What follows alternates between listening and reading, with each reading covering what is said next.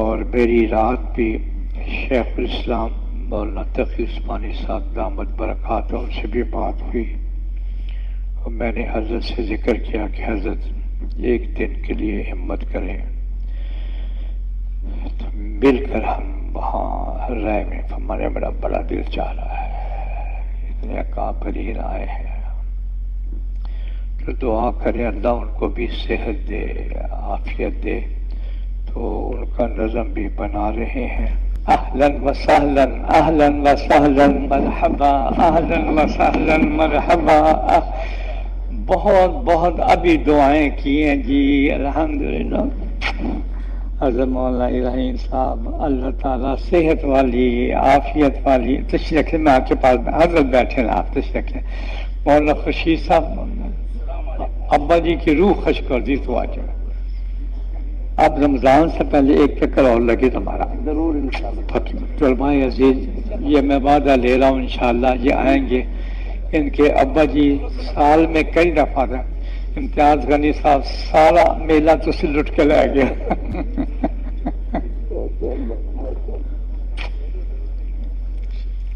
حضرت اللہ صحت سے رکھے۔ ادھر آ جائیں، بے شک امتیاز غنی صاحب ادھر آ جائیں، میرے پاس آ جائیں، ادھر آ جائیں، ادھر صاحب بیٹھے، آپ ادھر آ جائیں، مولانا خورشید صاحب بیٹھے۔ طلباء عزیز آپ تشریف رکھیں، میں آپ کی درخواست حضرت کی خدمت میں بھی عرض کر دیتا ہوں، اب تشریف رکھیں میرے، بیٹھے جی، مولانا خورشید صاحب تشریف رکھیں جی۔ بسم اللہ الرحمن الرحیم۔ حضرت الحمدللہ اب یہ طلباء جامعہ شفیہ ہے، دورہ حدیث میں تقریباً کم و بیش 650 طالب علم ہیں، ایک چھت کے نیچے پڑھتے ہیں الحمدللہ، اور اللہ کا شکر ہے سال کے اندر بھی بہت سارے طلباء، اب مجھے صحیح تعداد تو معلوم نہیں، پہلے 200 طلباء تھے، پھر کوئی چلے کے لیے، کوئی فلاں کے لیے، فلاں، الحمدللہ وقت بھی لگا رہے ہیں، یہاں بھی نظم کر رہے ہیں۔ تو ایک تو انہوں نے درخواست یہ کی ہے کہ حضرت دعا بھی فرما دیں کہ اللہ کرے کہ ہم میں سے ہر ایک طالب علم جو فارغ ہو رہا ہے وہ اللہ کی راہ میں نکلے اور اس سے تربیت بھی ہو۔ اور دوسری انہوں نے ذاتی لالچ بیان کی ہے، ذاتی لالچ جس کو کہتے ہیں نا خود غرضی، کہنے لگے حضرت سے کہیں گے کہ ہمیں اجازت حدیث بھی دے دیں۔ وآخر دعوانا، لو جی اب لگا رہے حضرت۔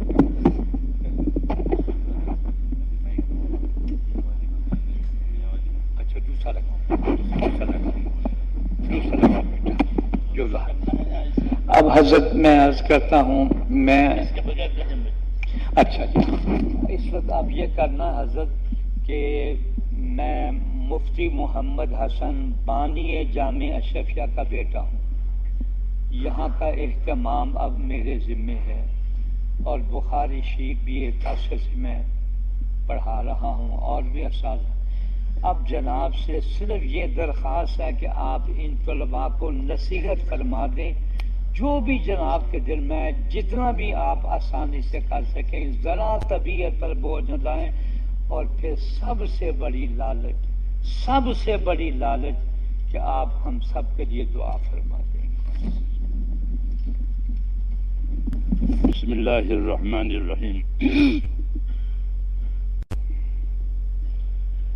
الحمد للہ رب العالمین، والصلاة والسلام علی سید المرسلین وعلی آلہ واصحابہ اجمعین۔ میرے بزرگوں اور عزیز طلباء،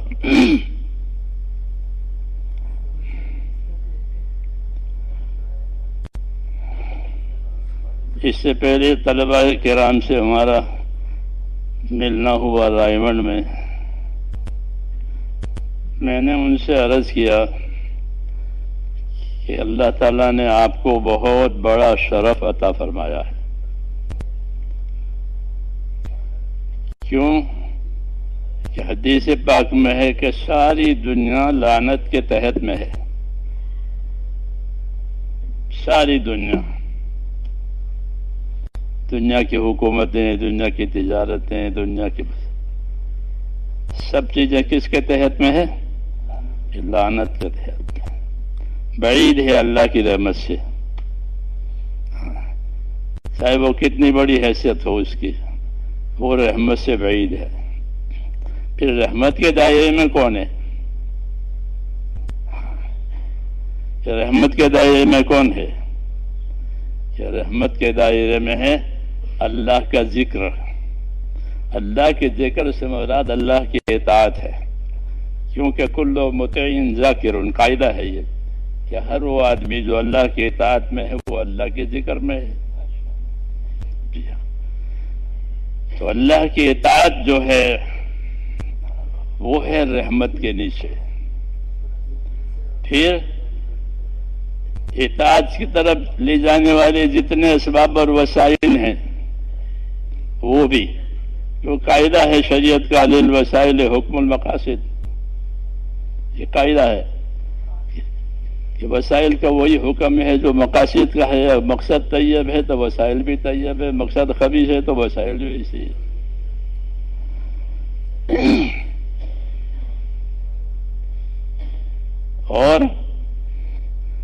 اور کون ہے کہ عالم اور متعلم، الحمدللہ کہ اور اللہ کی رحمت کے نیچے اور اس کے دائرے میں علم والے حضرات ہیں اور اس کے سیکھنے والے حضرات ہیں، کیونکہ دنیا سیکھنے کی جگہ ہے، دنیا برتنے کی جگہ ہے، آخرت انجام پانے کی جگہ ہے۔ جی ہاں، تو عالم اور متعلم یہ رحمتوں کے دائرے میں ہے، کیونکہ جو علم اللہ تعالیٰ نے ہم کو دیا ہے وہ بہت بڑا شرف ہے۔ دو چیزیں بڑی نعمت ہیں، ایک ایمان، ایک علم، یہ دو بڑی نعمتیں۔ ایمان یہ تو اللہ کے تعلق کا نام ہے، اور ایمان کہ ایمان کا اثر یہ ہے کہ ایک آدمی بھی اگر زمین پر اللہ اللہ کرنے والا ہوگا تو قیامت نہیں ہوگی۔ ایمان کی یہ تاثیر ہے کہ عالم کے بقا کا یہ ذریعہ ہے، یہ عالم باقی رہے گا جب تک ایمان کا اثر باقی رہے گا۔ ایک آدمی بھی اللہ اللہ کرنے والا ہے زمین روئے زمین پر تو اللہ قیامت میں لیں گے، بلکہ پورا یہ کارخانہ چلتا رہے گا۔ حالانکہ عام طور پر ایک پیسنجر کے لیے گاڑیاں چلتی ہیں کہ بھئی ایک ہی پیسنجر ہے تو نہیں چلائے گا وہ، لیکن یہ چلے گی ایک آدمی اللہ اللہ کرنے والا ہے تو یہ کائنات باقی رہے گی، وہ سارا نظام اللہ تعالیٰ اس کی وجہ سے چلائیں گے۔ ایمان۔ پھر اللہ نے علم اتارا ہے، کیونکہ ایمان کا تقاضا اطاعت ہے۔ ایمان کس چیز کو مقتضی ہے کہ ایمان کا تقاضا اطاعت، کہ اللہ پر ایمان لائے ہیں یعنی اللہ کی اطاعت کریں گے۔ پیغمبروں کا دنیا میں آنا اسی مقصد کے لیے ہے، وَمَا أَرْسَلْنَا مِن رَسُولٍ إِلَّا لِيُطَاعَ بِإِذْنِ اللَّهِ، کہ انبیاء کرام کی آمد دنیا میں وہ اللہ تعالیٰ کی اطاعت قائم کرانے کے لیے ہی ہے۔ تبلیغی نیوز اینڈ بیانات یوٹیوب چینل۔ پھر اطاعت کے حدود قیود تاکہ وہ صحیح ہو جاوے، تقصیر سے اور گولوں سے بچ جاوے، اس کے لیے کیا ہے کہ اس کے لیے اللہ تعالیٰ نے علم اتارا، صحیح رہبری کے لیے، تاکہ اس میں کسی قسم اس اطاعت میں کسی قسم کی تقصیر نہ ہو۔ تو یہ دوسری نعمت ہے علم، کہ اللہ کی اطاعت کے کیا تقاضے ہیں اور اس کے کیا حدود قیود ہیں۔ ایک دوسری بات ہے کہ دنیا ہے یہ مخلوق اس میں اللہ تعالیٰ کی مخلوق ہے. اللہ تعالیٰ نے دنیا کو دارالحقوق قرار دیا ہے کہ یہاں حقوق ادا کیے جائیں گے، اور آخرت کو دارالعجور بتایا کہ وہاں بدلہ دیا جائے گا. یہ ضابطہ ہے، ہمارا عقیدہ ہے کہ آخرت دارالعجور ہے اور دنیا دارالحقوق ہے. یہاں حقوق ادا کیے جائیں گے اور آخرت میں اس کا بدلہ دیا جائے گا. تو حقوق کی پہچان کیسے ہو کہ کیا کیا حق ہے؟ تو حقوق کی پہچان کے لیے اور حقوق کی صحیح ادائیگی کے لیے اللہ تعالیٰ نے علم اتارا ہے. یہ ہمارے علم کی غایت ہے کہ اس علم کے ذریعے سے حقوق ادا کیے جائیں گے.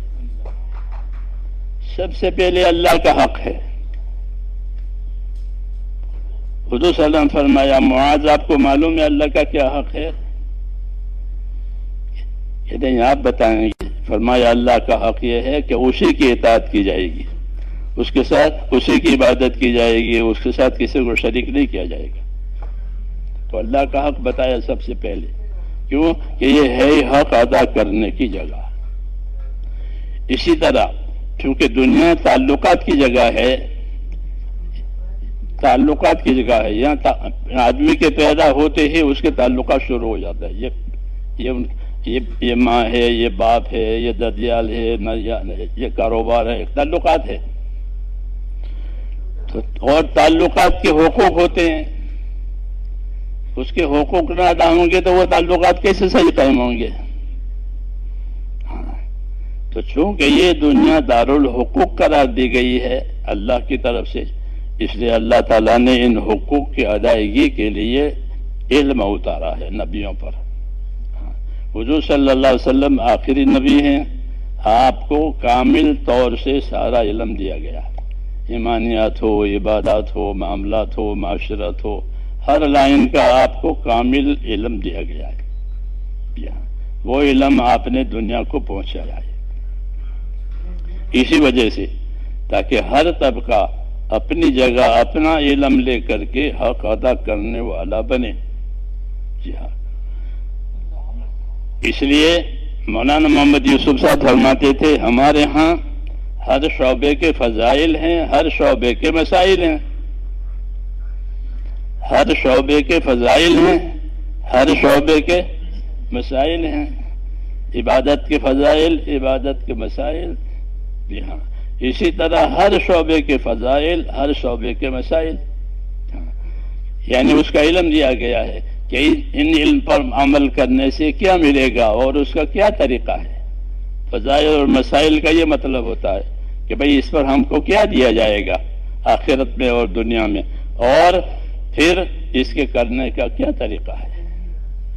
یہ ہر شعبے کے فضائل، ہر شعبے کے مسائل دیے گئے ہیں تاکہ ہمارا ہر شعبہ جو ہے وہ علم پر چلے اور صحیح رخ پر یہ قائم رہے. اس لیے اللہ تعالیٰ نے ہر شعبے کے علوم ہمارے اوپر رسول صلی اللہ علیہ وسلم کے ذریعے سے گویا ہمیں دیے گئے ہیں. اس لیے ان کا سیکھنا فرض ہو گیا کہ یہ علم سیکھنا کہ یہ فرض اور لازم ہے، ورنہ آدمی جاہل رہے گا. ہاں، وہ جاہل تو ایسا ہوتا ہے جیسا نابینا ہوتا ہے. جی ہاں، اسے کچھ پتہ نہیں کیا اونچ ہے کیا نیچ ہے.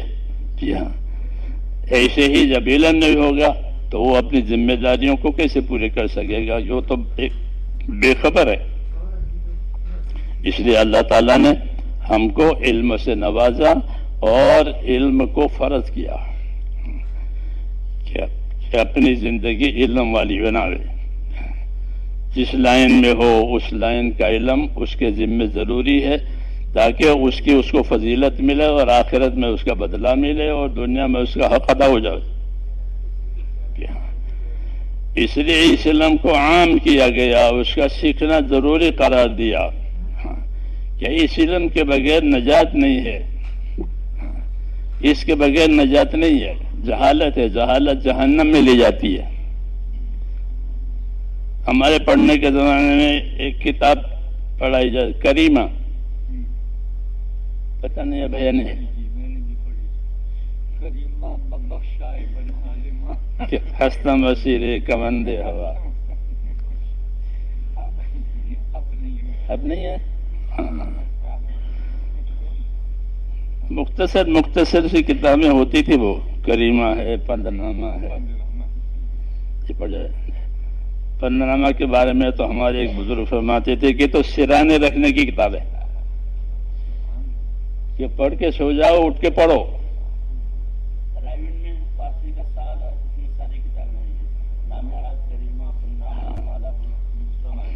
نام حق کتاب میں منظوم کتاب ہے، اس میں کتاب کے مسائل ہیں، منظوم مسائل ہے، نام حق میں نہیں پڑھی ہے، نماز کے موٹے موٹے مسائل نظم میں۔ تو کریمہ ہے، وہ کریمہ پر بات آئی۔ تو کریمہ میں یہ ہے کہ سرانجام جاہل جہنم بود، کہ جاہل نکو عاقبت کم بود۔ کہ جاہل کا سر انجام کیا؟ کہ جاہل کا سر انجام جہنم۔ کیوں؟ کہ اس نے حقوق کی پائمالی کی ہے، حقوق سے بے خبر رہ کر اس سے حقوق کی پائمالی ہوئی ہے، اس لیے اس کو سزا ملے گی۔ اور رہا علم، کہ علم ہے تو سارا نظام صحیح ہے، اس کریمہ میں یہ ہے۔ تورا علم در دین و دنیا تمام، کہ کاری تو از علم غیرت نظام۔ یہ کہا علم تیرے لیے کافی ہے دنیا آخرت کے نظام کے لیے۔ کیوں؟ اس میں سارے حدود ہے، قیود ہے، جی ہاں، سب چیزیں اس کے اندر بیان کی گئی ہے۔ تو ہمارا علم جو ہم کو ملا ہے وہ اس مقصد سے ملا ہے کہ اللہ نے دنیا کو دار الحقوق قرار دیا ہے، تو حقوق کی معرفت کے لیے علم اللہ نے اتارا ہے، اس لیے اس کا سیکھنا فرض ہو گیا، تاکہ حق ادا کر کے آخرت میں جائیں۔ اس کی فرضیت اسی وجہ سے کہ حق ادا ہو جائے گا، نہیں تو حق نہیں ادا ہوگا، حالت کی وجہ سے، اس لیے تو اس کو سیکھنا سکھانا لازمی ہو گیا۔ ایک بات۔ دوسری بات کہ یہ علم جو ہے ایک بطور امانت کے آیا ہے، اس میں کسی قسم کی کوئی تبدیلی تحریف جائز نہیں ہوگی، یہ امانت ہے، جیسا ہے ویسا ہی رکھا جائے گا، ویسا ہی سکھا جائے گا، ویسا ہی بتایا جائے گا، یہ اللہ کی امانت ہے، اس کی حفاظت بھی ضروری ہے، اور پھر امانت ہونے کی وجہ سے اس کی اشاعت بھی ضروری ہے۔ کیوں؟ کہ ایک مشترک سرمایہ ہے، یہ سب کی ہدایت کے لیے آیا ہے، سب کی رہبری کے لیے آیا ہے، سب کی نجات کے لیے۔ اس علم کی مثال حضور صلی اللہ علیہ وسلم نے آسمان کے پانی سے دی ہے۔ مثل ما بعثنی اللہ من العلم والہدی کمثل غیث، کہ یہ علم و ہدایت جس کے ساتھ مجھے اللہ پاک نے بھیجا ہے، اس کی حیثیت ایسی ہے جیسے آسمان سے آنے والا پانی۔ آسمان سے آنے والے پانی کی تاثیر یہ ہے کہ زمین کی ہر مخلوق اس کے سبب سے زندہ رہتی ہے۔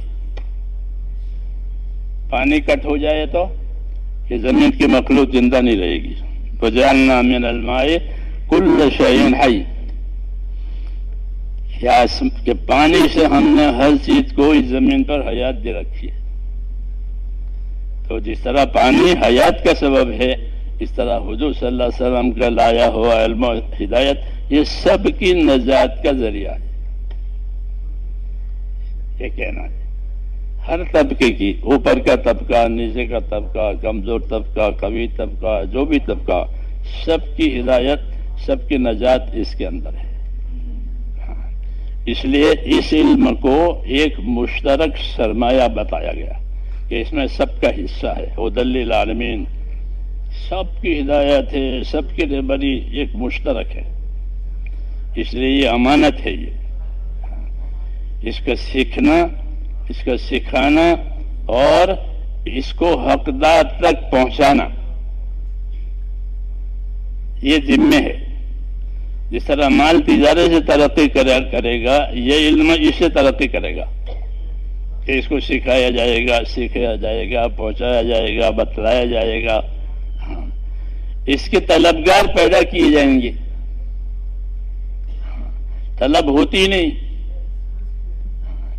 طلب ہوتی نہیں ہے، جو چیزیں سامنے ہے اس کی طلب ہوتی ہے، جس کا نفع سامنے ہے اس کی طلب ہوتی ہے، اس کی طلب ہوتی نہیں کہ اس کی طلب پیدا کراؤ، لوگوں کو اس کا طالب بناؤ۔ جس چیز کی طلب پیدا ہو جائے گی وہ چیز ترقی کرے گی۔ یہ موبائل دنیا میں دیکھ لو، جی ہاں، ہر ایک کے پاس پہنچ گیا، یہاں تک کہ بھیک مانگنے والوں کے پاس بھی ہے، بھیک مانگتے ہیں اور موبائل رکھتے ہیں، پتہ نہیں کیا مسائل ہیں ان کے۔ جی ہاں، رکشا بیٹھے اور جا رہے ہو اور موبائل ہے۔ ہمارے ساتھی ان بھکاریوں میں بھی محنت کرتے ہیں، تو مسلمان ہوتے ہیں نا، تو ان کو دعوت دیتے ہیں اور ان کو صحیح زندگی کے، تو بعد لوگ پھر بھیک چھوڑ دیتے ہیں، اور بعد لوگ مہلت مانگتے ہیں کہ جمعرات کو بھیک مانگ لیں، پھر ہفتے کے دن جائیں گے جماعت میں۔ اب ہمارے کارکن نے سنو، جی ہاں، کہ ہمارا ہر طبقے میں ہم محنت کرتے ہیں، ہمارے ساتھی محنت کرتے ہیں، اس میں یہ بھی ہے، جی ہاں۔ تو وہ پھر اس طرح کرے گا، آج جمعرات مانگ لیں، پھر ہفتے کے جماعت میں جائیں گے، پھر چھوڑ دیتے بعد میں بہت سے تو بھیک مانگنا۔ تو میں نے کہا یہ علم ایک مشترک سرمایہ ہے، اور اس میں سب کی رہبری ہے، سب کی نجات ہے۔ تو دو قسم کے لوگ ہو جائیں گے، ایک قسم وہ ہوگی کہ جن کو اپنی طلب ہے، اپنی فکر ہے کہ مجھے یہ حاصل کرنا چاہیے، وہ تو خود ہی آ جائیں گے اپنی طلب کی وجہ سے۔ یہ مجمع جیسے ہے، یہ اہل طلب کا مجمع ہے، یہ خود ہی پہنچ گئے۔ ایک بڑا طبقہ وہ ہے کہ جس میں کوئی طلب ہی نہیں ہے،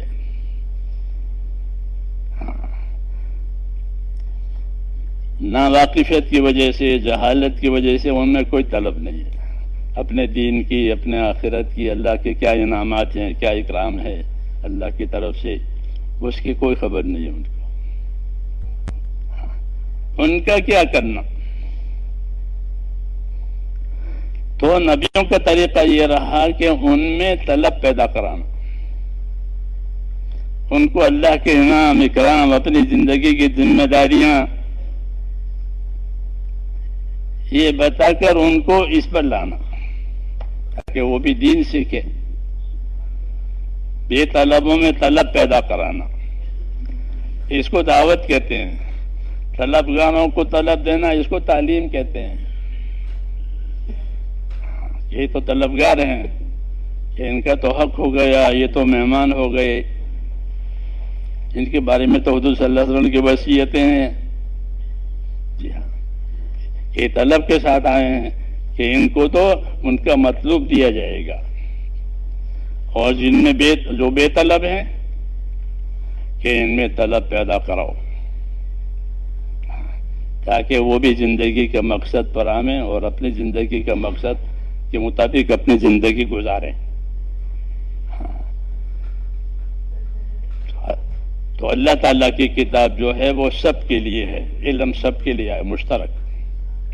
اس لیے بے طلبوں میں طلب پیدا کرانا یہ ایک بڑا کام ہے، بڑا کام ہے۔ جیسے کہ دنیا میں کسی کو ایسی بیماری ہوگی کہ بھوک نہیں لگتی، نیند نہیں آتی، تو کیا کرتے ہیں کہ ایسا علاج کرو کہ اس کو بھوک لگے اور یہ کھانا کھاوے بھوک سے. ہاں نیند نہیں آتی، نیند آنا ضروری ہے، بھوک لگنا ضروری ہے. ہاں تو ایسے ہی زندگی کا مقصد اور آخری طلب کہ یہ ضروری ہے، ورنہ تو زندگی بیکار ہو جائے گی اس کی. تو طلب پیدا کرانا، تو اللہ تعالیٰ نے نبیوں کے ذمے یہ بھی رکھا ہے کہ بے طلبوں میں طلب پیدا کراؤ. تو وہ بے طلبوں میں طلب پیدا کرانے کے لیے ان کے اوپر محنت کرتے تھے، اور اس محنت میں ان کو اپنی زندگی کی ذمہ داریوں کو سمجھاتے ہوئے اللہ کے انعامات اکرامات اللہ کیا دینے والے ہیں وہ بتاتے تھے. دوسرا کہ ان کے ساتھ حسن معاشرت اور اچھے اخلاق سے ان کے ساتھ معاملہ کرتے تھے، جس کی وجہ سے وہ مانوس ہوتے تھے. اگرچہ اس کام کی رفتار دھیمی ہے لیکن بنیادی ہے کہ اللہ کے انعام کرام بتا کر کے ان کو اللہ کی طرف متوجہ کرنا، آخرت کی طرف متوجہ کرنا، اپنی زندگی کی ذمہ داریوں کی طرف متوجہ کرنا. ہاں پھر اگر وہ نہیں مانتے ہیں تو کہ اگر وہ نہیں مانتے ہیں تو ان کو چھوڑتے نہیں ہیں، بلکہ انبیاء کرام صبر کر کے اپنا کام پورا کرتے ہیں اور ان کے ساتھ حسن اخلاق سے، حسن معاشرت سے زندگی گزارتے ہیں.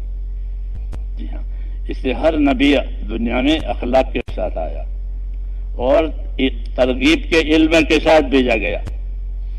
کہ ترغیب کا علم یہ ہر نبی کو دیا تاکہ لوگوں کو ترغیب دے کہ اللہ تعالیٰ نے تمہارے لیے کیا کیا تیار کیا ہے، اللہ تمہیں تمہاری اطاعت اور عبادت پر کیا کیا دینے والے ہیں. ترغیب کا علم یہ ہر نبی کے پاس آیا، رسول صلی اللہ علیہ وسلم کے پاس بھی آیا، آپ نے خوب ترغیبیں دی ہیں. جی ہاں کہ اللہ یہ دینے والے ہیں، اللہ یہ کرنے والے ہیں، اللہ اس طرح تمہارے حالات کو بنائیں گے، تمہارے عمل پر یہ حالات ہو جائیں گے وغیرہ وغیرہ. فضائل تاکہ لوگوں میں اس کی رغبت پیدا ہو جائے. دوسرا طریقہ ان کو مانوس کرنے کا وہ انبیاء کرام علیہ الصلوۃ والسلام کے اخلاق، ہمدردی، ان کی ناشائستہ حرکتوں پر صبر کرنا، یہ دوسری چیز ہے جو ان کو مانوس کرتی ہے. رسول صلی اللہ علیہ وسلم چونکہ سب سے اشرف اور اعلیٰ انبیاء کرام میں آپ کو اللہ تعالیٰ نے اخلاق کا سب سے اونچا معیار دیا گیا، کیونکہ آپ کے سامنے جو جہالت تھی، جاہلیت تھی، وہ بھی بہت پکی تھی، پکی جاہلیت. ہاں کتنے صدیاں گزر گئی تھی اس جاہلیت پر. تو جاہلیت کا توڑ اس کے سوا نہیں ہو سکتا تھا کہ اچھے اخلاق کے ساتھ ایک بات چلائی جائے، اس کی وجہ سے جاہلیت کٹی. جی ہاں، اور لوگ آپ کی طرف متوجہ ہوئے. سب سے پہلے آپ کی امانت، آپ کی صداقت ظاہر ہوئی. ایک مدت تک کہ یہ آدمی سچا ہے، یہ آدمی امانت دار ہے، تو لوگ مانوس ہوئے. پھر آپ صلی اللہ علیہ وسلم نے اپنی دعوت رکھی اور زندگی کا مقصد کی طرف متوجہ کیا کہ اصل زندگی تو عبادت کی زندگی ہے اللہ تعالیٰ کی. اور اس پر آپ نے اس انداز سے محنت کرائی کہ لوگوں کو اللہ کے انعامات اور اکرامات بتائے اور زندگی کی ذمہ داری کے کیا نتائج آئیں گے موت کے بعد، اور یہ بتایا کہ اصل زندگی تو آخرت کی زندگی ہے. دنیا ہمارے لیے پیدا کی گئی ہے اور ہم آخرت کے لیے پیدا ہوئے ہیں، یہ بتایا گیا. اور آخرت کے لیے کہ آخرت کے لیے یہ ہے. تو ہم کو آخرت بنانے کے لیے آخرت والا علم دیا ہے. جو علم ہم کو ملا ہے وہ آخرت بنانے والا علم ہے. جیسے دنیا کے لیے علوم فنون ہوتے ہیں دنیا کی ترقیات کے لیے، وہ دنیا کی ترقیات کے لیے ہے، لیکن آخرت بنانے کے لیے اور زندگی کی ذمہ داریوں کو پورا کرنے کے لیے اللہ تعالیٰ نے یہ علم جو حضور صلی اللہ علیہ وسلم کو دیا ہے. قرآن و حدیث کا علم یہ زندگی کی ذمہ داریوں کو پورا کرنے کے لیے ہے، حقوق کی ادائیگی کے لیے ہے. ہاں، اور آخرت کے رجات بھی اسی پر ہے۔ اس لیے کہا کہ یہ اتنا ضروری ہے زندگیوں کے لیے جتنا کہ زمین کے لیے بارش کی ضرورت ہے، کہ زمین کے لیے جتنی بارش کی ضرورت ہے کہ بارش کے بغیر زمین کی کوئی آبادی نہیں ہو سکتی، ایسے ہی اس کے بغیر کہ زندگی کوئی آباد اور کامیاب ہو ہی نہیں سکتی جب تک اس کو دیا۔ اس لیے یہ دیا گیا اور اس کے ساتھ اس کی محنت دی گئی کہ اس کی محنت کرو اور لوگوں کو اس کے کیا کیا اس کے اندر خوبی ہے اور کیا کیا اس کے پیچھے ملنے والے ہیں انعامات اللہ تعالیٰ کے، اس کی ترغیب۔ جی ہاں، تو اس طرح یہ کام ہوا تو لوگوں میں دھیرے دھیرے اس کی طلب پیدا ہوئی، یہاں تک کہ پھر یہ طلب بڑھ گئی جو اس کی محنت ہوئی اور لوگ خوب اس کے طالب ہوئے۔ جی ہاں، اور اپنی طلبوں سے بڑے بڑے علوم حاصل ہوئے، اللہ تعالیٰ نے کامیابی دے دی۔ بے طلب ماحول تھا، اب بعد میں اس میں طلب آ گئی اور پھر اللہ تعالیٰ نے اس کو انجام تک پہنچایا۔ تو اس لیے ہماری زندگی کی ذمہ داری ہے کہ یہ ایمان اور علم، یہ دو ہماری زندگی کی بنیادیں ہیں اور یہ ایک مشترک امانت ہے، اس میں خود بھی اپنے آپ کو قائم رکھنا ہے اور دنیا میں یہ چیز چلے اس کے لیے ہمیں محنت کرنی ہے۔ تو اس محنت کے لیے یہ ایک محنت اللہ نے ہم کو یہ بھی ایک محنت دی ہے، یہ محنت چلتی ہے تو لوگوں کی زندگیوں میں تبدیلیاں آتی ہیں، آخرت کی طرف شعور اور دھیان بڑھ جاتا ہے اور پھر وہ اپنی زندگی کی ذمہ داریاں پوری کرنے کے لیے سیکھتے ہیں یا جاننے والوں سے پوچھتے ہیں۔ طلب کی علامت ہے کہ سیکھے یا جاننے والوں سے پوچھے۔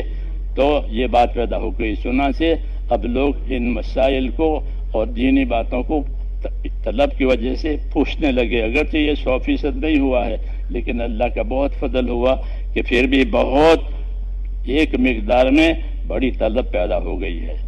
اس لیے اللہ تعالیٰ نے ہم پر یہ کرم کیا ہے کہ ایک تو ہم کو علم دیا ہے اور علم کے ساتھ ہم کو اس کی دعوت اور محنت دی کہ حضور صلی اللہ علیہ وسلم نے اپنے تمام علوم کو دعوت کے ساتھ جوڑا ہے۔ جو علوم آپ پر نازل ہوئے آپ نے اس کی دعوت دی ہے، آپ نے اس کے ساتھ لوگوں کو بلایا ہے، کیونکہ یہ مشترک ہے، سب کے لیے آیا ہے۔ اس لیے یہی ہماری ذمہ داری ہے کہ بھئی علم کی کیا غایت ہے، کہ علم کی غایت یہ ہے کہ اپنی ذات سے اپنے آپ کو اس علم کا پابند کرنا اور دنیا میں اس علم کو رائج کرنا تاکہ سب کی آخرت بنے اور دنیا سلامت رہے۔ اس علم کے دو فائدے ہیں کہ دنیا آخرت بن جائے گی اور دنیا اس علم کی وجہ سے سلامت رہے گی، کیونکہ اس علم میں حقوق کی ادائیگی کی ہدایت ہے کہ اس علم کے ذریعے سے حقوق ادا ہوں گے۔ ظاہر بات ہے جب حقوق ادا ہوں گے تو کوئی فساد نہیں ہوگا، فساد ہوتا ہے وہ حقوق کی پائمالی کی وجہ سے ہوتا ہے۔ جب حقوق کی پائمالی نہیں ہوگی تو پھر یہ آباد ہو جائے گی۔ اس لیے حضور صلی اللہ علیہ وسلم کی تعلیم کے ذریعے سے لوگ بھائی بن گئے اور یہی آپ کی رہبری بھی تھی، کونوا عباد اللہ اخوانا، اللہ کے بندے رہو، آپس کے بھائی رہو۔ تو اللہ کی بندگی کا حق بھی ادا کرنا ہے، آپس کی بھائی چارے کا حق بھی ادا کرنا ہے، اس کے لیے اللہ تعالیٰ نے ہمیں یہ علم دیا ہے۔ یہ اپنی ذات سے سیکھنا بھی ہے اور دوسروں میں اس کے اس لیے محنت کرنی ہے تاکہ وہ بھی اس کو حاصل کرے۔ اس لیے پڑھنے کے زمانے میں پڑھنا ہے اور محنت سے پڑھنا ہے، ہاں، کیونکہ یہ علم بغیر محنت کے ملتا نہیں ہے۔ بزرگوں نے فرمایا کہ یہ دو محنتوں سے پرواز کرتا ہے، ایک حاصل کرنے کی محنت، ایک عمل کرنے کی محنت۔ تحصیل اور تعمیل یہ دو بنیاد ہے کہ اس کے حاصل کرنے میں محنت کی جاوے، اچھی طرح سے اس کی محنت کی جاوے، پھر اس کے ساتھ ساتھ اس پر عمل بھی ہو جاوے، ہاں، کیونکہ یہ عمل کرنے کے لیے آیا ہے، یہی اس کی جان ہے کہ اپنا علم پر عمل کیا جاوے، ہاں۔ تو اپنی ذات سے اپنا اس کو پابند بنانا، ہاں، یہی اس کی اصلی غایت ہے کہ علم سے مراد عمل ہے۔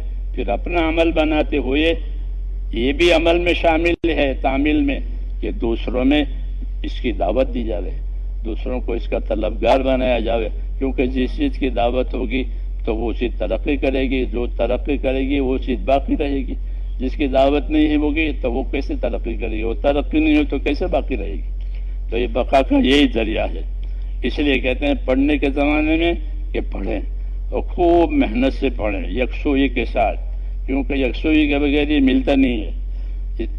ہاں، اس کے آداب ہیں، اس کی یکسوئی ہیں، اور پھر جب پڑھ لیں فارغ وقت ہے کہ فارغ وقت ہے کہ تو اس عمل کو اپنے اس علم کو اپنے عمل میں لانے کے لیے دوسروں میں جا کے محنت کریں، دوسروں میں جا کر محنت کریں تاکہ اس عمل پر عمل کرنے کے مواقع ہم کو حاصل ہو جائیں۔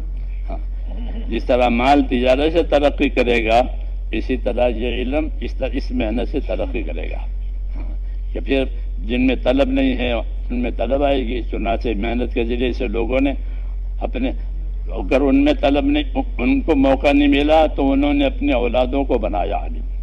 دور دور جزیروں میں ہم جانا ہوا، فیجی وغیرہ میں، تو وہاں مدرسے چل رہے ہیں، مدرسے چل رہے ہیں دور دور جزیروں میں۔ ان جزیروں میں تو معلوم ہوا کہ جماعتیں پہنچی، اور جماعتیں پہنچے ان کو ذمہ داری بتائی، تو ان کا ہمارا تو وقت نکل گیا، لیکن ہماری اولاد، تو انہوں نے پھر جی ہاں، تو وہ مدرسہ تھا۔ میں فیجی میں ایک دور کے علاقے میں گیا، تو ایک کسی مناسبت سے میں نے کوئی شعر پڑھا تھا مولانا اسد اللہ صاحب کا، جی ہاں، تو ایک صاحب مجھے کہ وہ شعر دہراؤ۔ میں کہا آپ کون ہیں؟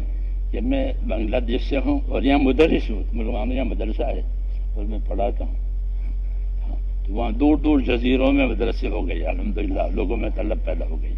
تو بارش کی طرح سے برش، یعنی محنت ہوئی کہ بارش کی طرح سے چیزیں زندہ ہو جاتی ہے۔ اس لیے ہم کو اللہ تعالیٰ نے یہ ذمہ داریاں دی ہے کہ ہمارے ساتھ علم بھی ہے، اور پھر اس علم کی دعوت اور محنت بھی ہے، تو وہ بے طلبوں کو بھی مفید ہوگا اور طلب کرنے والوں کی ترقی ہوگی۔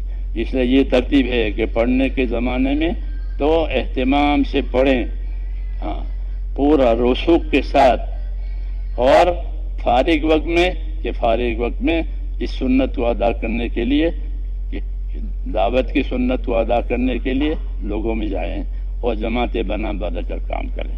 یہ ہماری عرض ہے، انشاءاللہ اس کے لیے تیار ہیں؟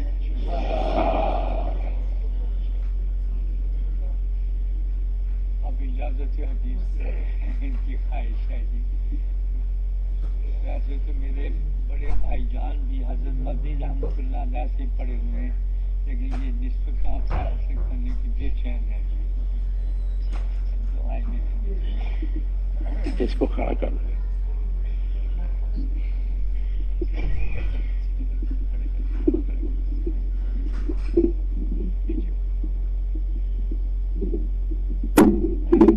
جب ہماری بخاری شریف حضرت ختم ہوئی،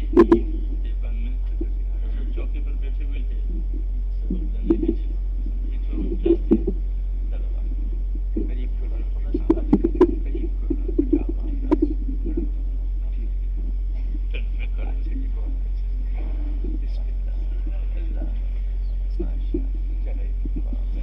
میں یہ عرض کر رہا تھا، مجھے ہماری بخاری شریف ختم ہوئی تو حضرت رحمۃ اللہ علیہ چوکی پر سبق پڑھاتے تھے، اوپر دارالحدیث میں۔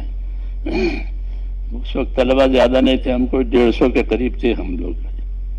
تو پھر جب بخاری شریف ختم ہوئی تو حضرت چوکی پر کھڑے ہو گئے، اور چوکی پر کھڑے ہو کر کے ہم لوگوں کو اللہ تعالیٰ ان کو جزائے ہم سے فرمایا کہ میں تم سب کو بخاری شریف کی اجازت دیتا ہوں۔ تو اس طرح مجھے کھڑے ہو کر انہوں نے ہم کو اجازت دی۔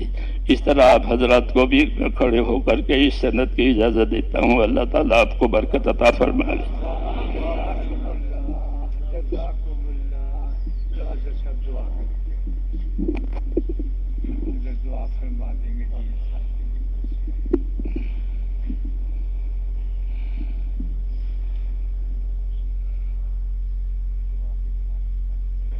بسم اللہ الرحمن الرحیم۔